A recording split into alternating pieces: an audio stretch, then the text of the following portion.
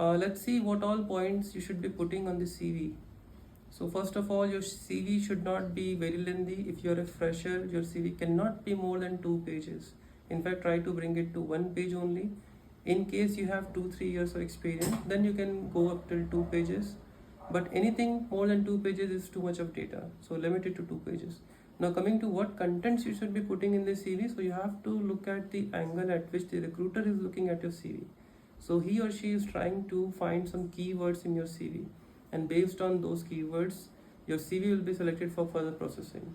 So if someone is applying for a SAP Finance role, then his CV should be having, his or her CV should be having keywords like general ledger accounting, GL reporting, accounts payable like good receipt, invoice receipt, automatic vendor payment program, bank reconciliation, and in accounts receivable you should be talking about SDFI integration in your CV. You should also have asset accounting and tax accounting information, tax accounting in your CV.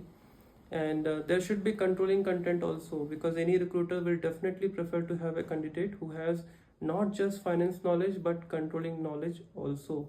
So controlling side, you can write cost center accounting, profit center accounting, internal order accounting. If you have knowledge on WBS, put that also, project systems. And anything like if you have knowledge on profitability analysis, which you call it COPA or margin analysis, or material ledger, so that will be a big advantage. So these things you can put in your CV. And CV is mainly to showcase your skill and your experience. So if you have some experience, try to write in, let's say, try to explain that in your CV. It should not be too much of details. Try to keep it short, but with a very good explanation.